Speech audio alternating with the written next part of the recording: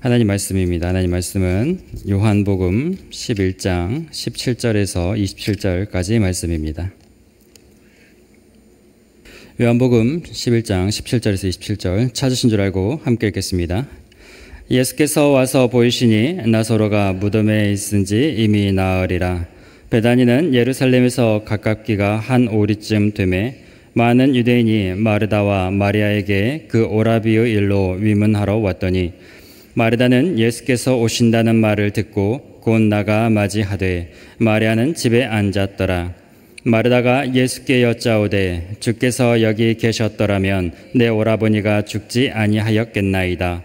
그러나 나는 이제라도 주께서 무엇이든지 하나님께 구하시는 것을 하나님이 주실 줄을 아나이다. 예수께서 이르시되 네 오라비가 다시 살아나리라. 마르다가 이르되 마지막 날 부활 때에는 다시 살아날 줄을 내가 아나이다. 예수께서 이르시되 나는 부활이요 생명이니 나를 믿는 자는 죽어도 살겠고 무릇 살아서 나를 믿는 자는 영원히 죽지 아니하리니 이것을 네가 믿느냐. 이르되 주여 그러하외다. 주는 그리스도시요 세상에 오시는 하나님의 아들이신 줄 내가 믿나이다. 아멘. 네, 오늘 오전 주일 1, 2부 예배는 우리 청년의 주일로 해서 우리 청년들이 모든 순서를 담당을 하고 이렇게 성도님들을 맞이하고 함께 예배를 드렸습니다. 우리 청년들의 그 참 활기찬 모습과 생동감 있는 모습을 보니 너무 예쁘고 너무 아름답더라고요. 정말 네, 우리 청년들을 보면서 예쁘다라는 생각을 참 많이 했습니다. 참 청년들이 예쁘구나라는 생각을 하면서 청년들이 예쁘다는 건 내가 나이를 먹은 건가? 이제 그런 생각도 좀 잠시 해봤고요. 비욘드 조슈아, 청년을 넘어 교회를 넘어 세상을 섬기겠다. 그 마음이 너무 예쁘고 기특했습니다. 특별히 이제 그 표의 일환으로 이 기도 편지가 있었죠. 우리 청년들한테 물어보니 이 기도 편지가 꽤 많이 들어왔다고 해요, 우리 성도님들의. 그래서 우리 그 로비에 기도 편지함에 이 기도 제목을 넣어주시면 그 게시판에 게시도 하고 또 청년들 중보 기도팀이 있습니다. 중보 기도팀에서 우리 성도님들의 기도 제목을 넣고 함께 기도를 한다고 합니다. 우리 청년들이 정말 기도를 열심히 해요. 알고 계시나요? 우리 청년들 기도회가 밤마다 있습니다. 매일 밤. 네, 그리고 금요일은 이제 금요 기도에 참석을 하고, 그래서 금요 기도를 보면 우리 청년들이 정말 많이 보여요. 우리 금요 기도에 나오신 분들은 잘 아실 텐데 한 3분의 1 정도는 거의 청년들이 이렇게 기도를 하는 모습을 볼 수 있습니다. 참 얼마나 그 모습을 보면서 든든하고 참 기특하고 얼마나 참 감사한지 모르겠어요. 네, 청년들이 교회를 위해서 기도한다고 합니다. 그러면 우리도 청년들을 위해서 기도해야겠죠? 네, 청년들 알아서 잘하는 것 같지만 기도가 필요합니다. 우리 청년들 신앙생활 주님께 붙들려서 더 잘 이어갈 수 있도록, 세상 가운데 승리할 수 있도록 계속해서 기도해 주시고요. 그렇게 우리가 또 기도를 해야 되니 기도 자리에 또 나오셔야겠죠. 금요 기도의 자리. 제가 이 말을 하려고 지금 길게 이야기를 했습니다. 네, 기도의 자리에 나오셔서 우리 교회를 위해서, 우리 또 아이들을 위해서, 청년들을 위해서 기도하시기 바랍니다. 네, 오늘 말씀은 제목이 나사로 사건 두 번째라는 그 제목이 붙어 있습니다. 왜 두 번째일까요? 첫 번째가 금요기도회 때 있었거든요. 네, 금요기도회 나오셔야겠죠? 네, 꼭 나오셔서 기도하시기 바랍니다. 오늘 사건의 배경은 나사로와 마르다와 마리아에게 있었던 일입니다. 이 3남매는 베다니라는 지역에 살고 있어요. 예루살렘 남동쪽 그 근교에 살고 있었는데, 베다니라는 뜻은 베트 아냐, 가난한 자의 집 또는 슬픈 자의 집이라는 뜻입니다. 그러니까 예루살렘 그 번화가 근방에 있는 가난하고 슬프고 힘들게 사는 사람들이 모인 동네라는 뜻이에요. 예수님께서 요단 동편에 머물고 계셨는데 마르다와 마리아가 급하게 사람을 보내서 예수님께 소식을 전했습니다. 오라비 나사로가 아프다는 것이었어요. 예수님은 이 소식을 들었지만 바로 응답하지 않으셨습니다. 오히려 나사로가 죽은 지 나흘째 만에 베다니로 돌아오셨습니다. 그런데 예수님께서 돌아오셨지만 이미 나사로는 이미 죽어 있었어요. 예수님께서 가까이 계셨더라면 나사로를 고쳐주셨겠지만 예수님은 불행히도 멀리 계셨고 나사로는 죽을 수밖에 없었습니다. 아마 마르다와 마리아의 마음이 어땠을까요? 하나뿐인 오라비가 죽었습니다. 아마 이 마르다와 마리아는 좀 젊었던 걸로, 어렸던 걸로 이렇게 추측을 해볼 수 있는데, 이 삼남매가 살고 있는데 그 중에 이 오빠였던 남자가 죽었다는 건 굉장히 큰 의미를 갖습니다. 왜냐하면 당시는 남자들이 경제 활동을 했어요. 남자들이 집안을 먹여 살렸습니다. 그런데 그렇게 집안을 부양하고 짊어져야 할 오라비가 죽었다는 건 이 마르다와 마리아의 그 마음이 슬픔을 넘어서 낙심할 수밖에 없고 낙담할 수밖에 없는 상황으로 빠져들 수밖에 없었습니다. 그렇게 나사로가 죽은 지 나흘째 되던 날 예수님이 베다니에 오셨습니다. 21절 말씀 한번 같이 읽어보겠습니다. 마르다가 예수께 여짜오되 주께서 여기 계셨더라면 내 오라버니가 죽지 아니하였겠나이다. 네, 예수님이 오셨습니다. 그러나 늦게 오셨어요. 이미 나사로는 죽었습니다. 그래서 마르다는 이렇게 말을 해요. 주께서 여기 계셨더라면, 주님께서 여기 계셨더라면 내 오라버니의 병이 나았을 텐데, 그러면 죽지 않았을 텐데. 마르다는 예수님의 능력을 믿고 있습니다. 예수님께서 병을 낫게 하신다는 것을 믿고 있어요. 그래서 예수님께서 계셨더라면 나았을 겁니다 라고 이야기를 하는 거죠. 그런데 그건 뭐예요? 만약에 불과한 거죠. 만약 예수님이 있었더라면. 예수님을 바라보는 마르다의 마음은 복잡했을 겁니다. 그때 계셨더라면 하는 그런 아쉬움, 미련, 슬픔, 또 절망과 낙심. 그 다음에 마르다가 이렇게 말을 합니다. 22절 함께 읽어보겠습니다.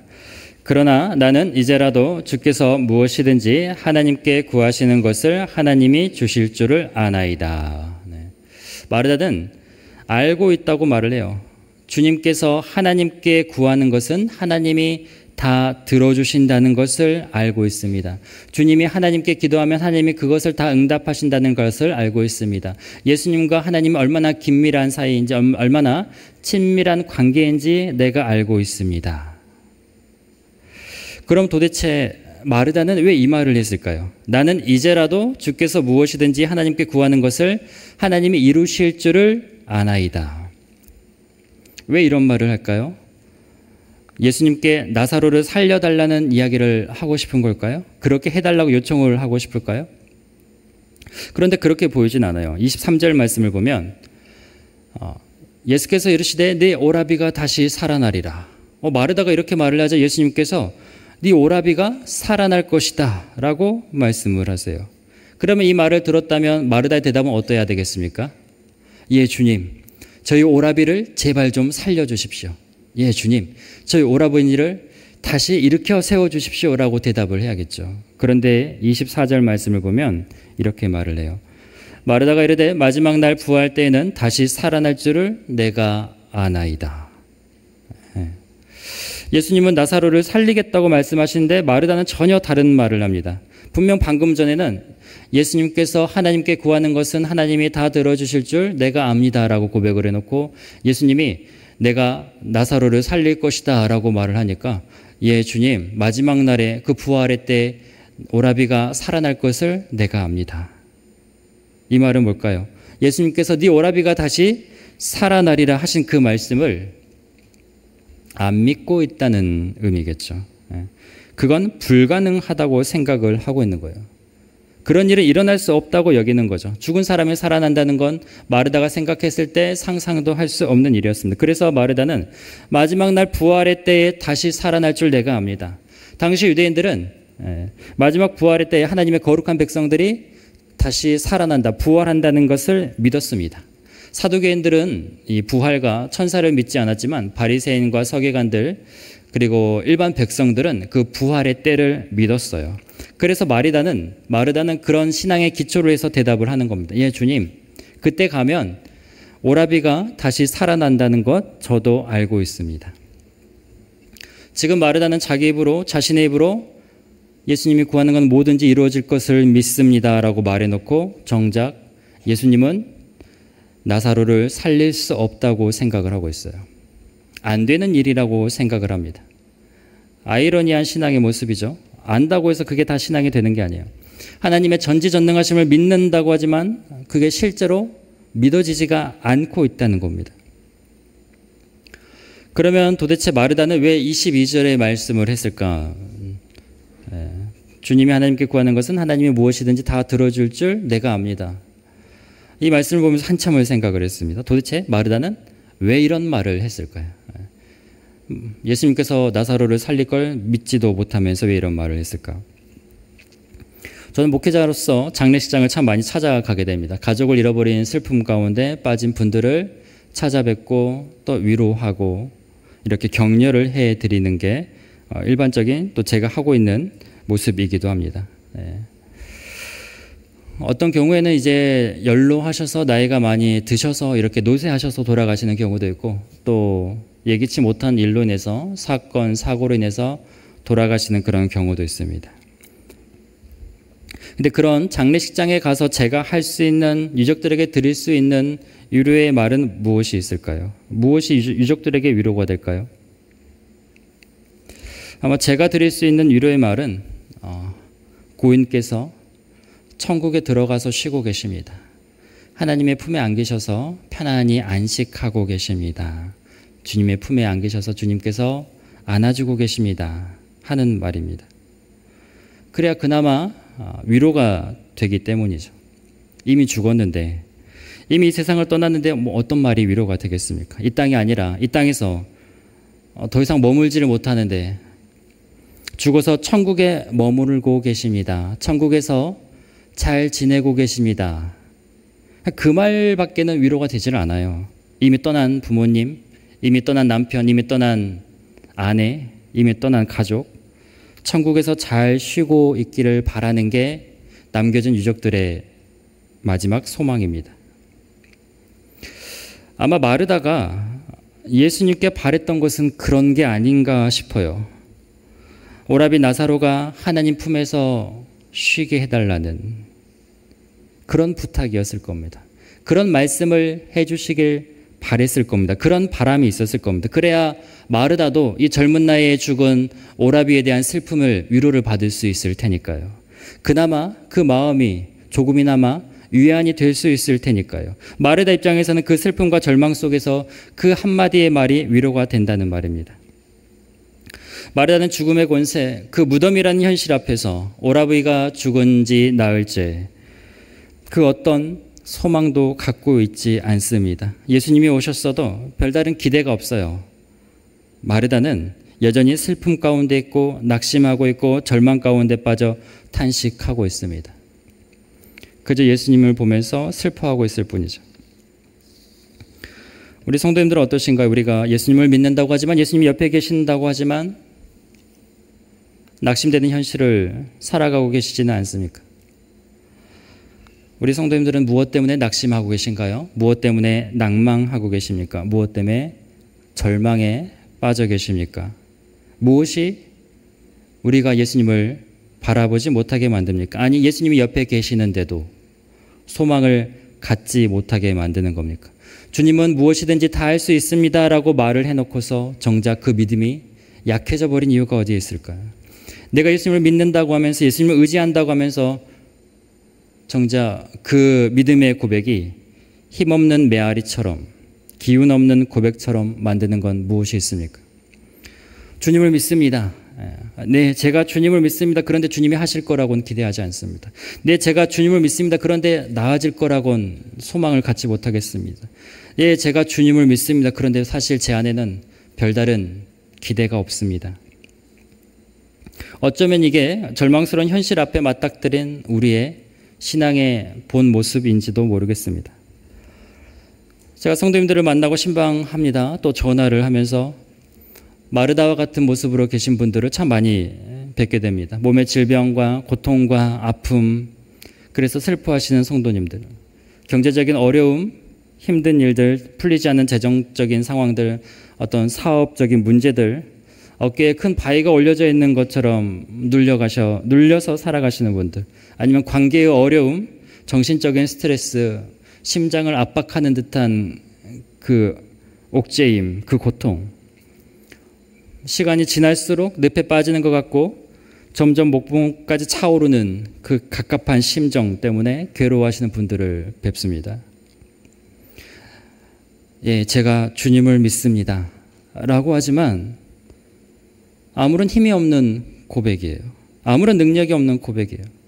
주님을 찬양합니다 라고 하는데 너무 지쳐서 외로워서 마지막하게 올려드리는 고백에 불과하다는 겁니다. 계속 탄식하며 살아가고 한숨 가운데 살아가고 마음이 가라앉고 또 가라앉고 어둠에 잠식되고 패배감에 사로잡히고 무기력감에 덮여버립니다. 주님이 바로 앞에 계시는데, 주님이 바로 앞에 서 계시는데도 주님이 무엇을 해주실 거라는 소망과 기대와 희망이 없습니다. 내 눈앞에 주님이 계시지만, 예수님을 보고 있지만 예수님께 소망을 두지 않고 탄식하며 좌절하며 살아가는 게 우리의 모습이기도 합니다. 성도님들, 예수님이 마르다를 위로하기 위해서 베다니에 가셨습니까? 그러려고 베다니에 찾아오셨습니까? 그래, 어쩔 수 없지. 그래, 네 마음 이해한다. 그래, 고생이 많다. 이 말씀 하려고 지금 마리다를 찾아오셨나요? 예수님이 그러려고 지금 오신 겁니까? 그러려고 마르다를 만나러 오신 게 아니죠. 예수님은 그저 위로나 하려고 오신 게 아니에요. 격려해 주려고 오시는 게 아니라는 말입니다. 예수님은 나사로를 살리기 위해서 오신 거예요. 예수님은 나사로를 무덤 밖으로 건져내기 위해서 오셨습니다. 일어나게 하기 위해서 오셨습니다. 나사로를 다시 가족의 품으로 돌려보내기 위해서 오셨다는 거예요. 그래서 예수님은 자신이 분명하게 누군지 알려주고 계십니다. 25절, 26절 함께 읽어보겠습니다. 예수께서 이르시되 나는 부활이요 생명이니 나를 믿는 자는 죽어도 살겠고 무릇 살아서 나를 믿는 자는 영원히 죽지 아니하리니 이것을 네가 믿느냐. 내가 부활이다. 내가 생명이다. 죽음의 권세를 깨트릴 생명이 나에게 있다. 그 한계를 무너뜨린 생명이 나에게 있다. 다시 살릴 수 있는 권능이 나에게 있다. 나를 믿는 자는 죽어도 살 것이고 살아서 나를 믿는 자는 영원히 죽지 않을 것이다. 이를 네가 믿느냐. 수많은 사람들이 마르다를 위로하러 왔습니다. 위문하러 왔습니다. 나사로의 죽음을 슬퍼하러 왔습니다. 그러나 예수님은 위로하러 오신 게 아니에요. 위문하러 오신 게 아니에요. 위문하러 오셨을 거면 진작에 오셨을 겁니다. 굳이 나사로가 죽은 지 나흘째 되는 날 오실 필요가 없어요. 시체 냄새, 썩는 냄새 날 때까지 기다릴 필요가 없습니다. 예수님이 나흘째 오신 이유, 예수님이 그날 오신 이유는 다시 살아나는 생명이 주님께 있다는 것을 보여주기 위해서 오셨다는 겁니다. 부활의 권능이, 죽음의 권세를 무너뜨리는 능력이 예수님께 있다는 것을 알려주기 위해서 그때 오셨다는 거예요. 당신은 그런 분이라는 것을 사람들이 믿게 하기 위해서 오셨습니다.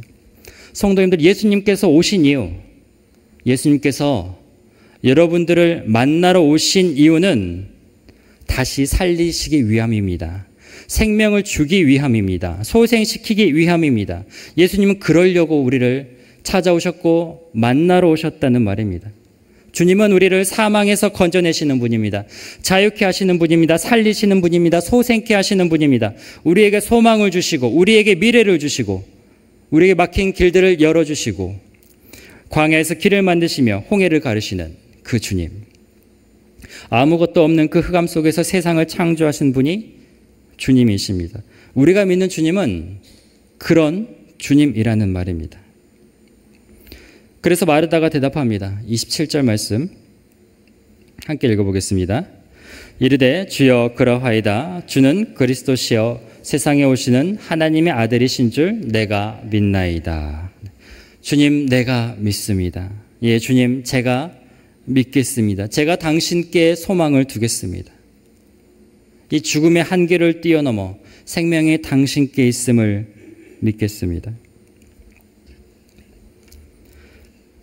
우리 성도님들이 그런 모습을 보이는다고 제가 말씀을 드렸지만서도 역시 저에게도 마르다와 같은 시간이 있었음을 고백합니다. 제가 목사입니다. 제가 예수님을 안 믿겠습니까? 예수님 믿죠. 예수님을 주로 고백하는데 실제로 사는 그 삶의 모습이 무기력할 때가 있었습니다. 힘이 없고 기운이 없고 맥이 빠지고 주님을 믿습니다라고 고백하고 주님을 찬양합니다라고 찬양하고 기도하지만서도 하루하루 감당하기에 벅찼던 시간들이 있었습니다. 예수님의 그 능력을 믿는다 하지만 와닿지를 않았어요. 기대도 없고 소망도 없던 지쳐버린 시간도 있었습니다. 그래서 주님께 하는 고백이 주님 위로해 주십시오. 위로해 주십시오. 기도도 잘 안 되고 하나님께 나아가는 것도 어렵고 관계도 멀어지고 답답하고 갑갑하고 꽉 막힌 것 같은 그런 시간들, 간간히 위로해 주시면 그 위로로 살아갔던 시간들이 있었습니다. 그런데 그렇게 점점 무기력해지는 저의 자신을 보면서 굉장히 또 마음이 아팠습니다. 그런데 그렇게 기도하던 중에 주님께서 주신 말씀이 있었어요. 내 아들아, 왜 이렇게 낙심하고 있느냐? 왜 이렇게 낙담하고 있느냐? 왜 이렇게 죽어가고 있느냐? 네가 죽어가는 모습을 보니 내가 너무 아프구나.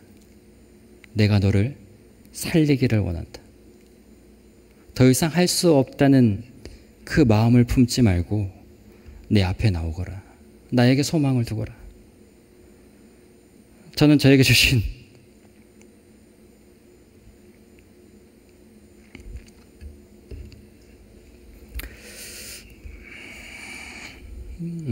그 음성을 붙잡았습니다. 그리고 주님께 외쳤습니다. 예, 주님, 제가 주님을 믿습니다. 당신이 나를 살리시는 분인 줄 믿습니다. 제발 나를 살려주십시오. 죽어가는 내 영혼을 살려주십시오. 저는 다시 그 소망을, 다시 그 기대를 주님께 있음을 고백하기 시작했습니다. 당신이 나를 살려주셔야 합니다. 당신께 나의 생명이 있습니다. 당신이 나를 일으켜 세워주셔야 됩니다. 성도님들, 낙심하고 계십니까? 낙담하고 계십니까? 예수님이 옆에 계신다고 하면서도, 믿는다고 말하면서도 전혀 소망이 보이질 않으십니까? 전혀 기대가 되지 않으시나요? 저는 저에게 주셨던 그 마음이 우리 성도님들에게도 전달되기를 원합니다. 그 음성이 우리 성도님들에게도 들려지기를 원합니다. 주님은 다시 살리시는 분입니다. 주님은 다시 생명을 주시는 분입니다. 주님은 그 생명을 우리에게 전해주시기 위해 우리를 찾아와 주시고 만나러 오셨습니다. 성도님들, 주님은 살려주시기를 원하는 분이에요. 우리의 영혼을 일으켜 주시기를 바라십니다. 그리고 우리가 주님께만 소망을 두기를 원하세요. 주님은 그러려고 오셨습니다. 주님은 그러려고 마르다를 찾아오셨다는 말입니다. 오늘도 주님은 성도님들을 찾아오셔서 물으십니다. 내가 부활이요 생명이니, 생명이 나에게 있으니, 내가 영생이니, 내가 부활을 하는 자니, 이것을 네가 믿느냐? 네가 믿느냐? 성도님들 믿으십니까? 주님은 성도님들의 삶을, 그 일생을 살리기를 원하시는 분이에요.